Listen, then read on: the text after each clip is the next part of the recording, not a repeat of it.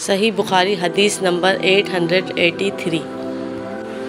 نبی کریم صلی اللہ علیہ وسلم نے فرمایا، جو شخص جمعے کے دن غسل کرے اور خوب اچھی طرح سے پاکی حاصل کرے اور تیل استعمال کرے یا گھر میں جو خوشبو میسر ہو استعمال کرے، پھر نماز جمعہ کے لیے نکلے اور مسجد میں پہنچ کر 2 آدمیوں کے درمیان نہ گھسے، پھر جتنی ہو سکے نفل نماز پڑھے اور جب امام خطبہ شروع کرے تو خاموش سنتا رہے، تو اس کے لیے اس جمعے سے لے کر دوسرے جمعے تک سارے گناہ معاف کر دیے جائیں گے۔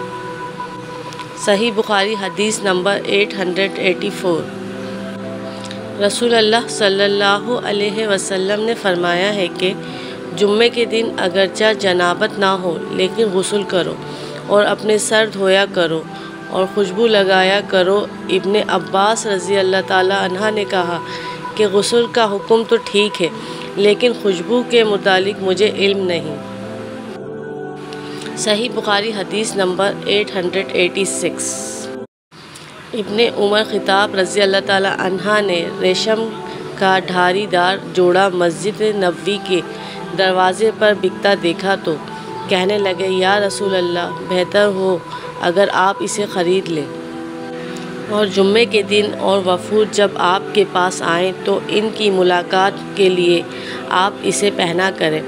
اس پر آن حضرت صلی اللہ علیہ وسلم نے فرمایا کہ اسے تو وہی پہن سکتا ہے جس کا آخرت میں کوئی حصہ نہ ہو۔ اس کے بعد رسول اللہ صلی اللہ علیہ وسلم کے پاس اسی طرح کے کچھ جوڑے آئے تو اس میں سے ایک جوڑا آپ نے عمر بن خطاب رضی اللہ تعالی عنہ کو عطا فرمایا۔ انہوں نے عرض کیا، یا رسول اللہ صلی اللہ علیہ وسلم، آپ مجھے یہ جوڑا پہنا رہے ہیں، حالانکہ اس سے پہلے عطارد کے جوڑے کے بارے میں آپ نے کچھ ایسا فرمایا تھا۔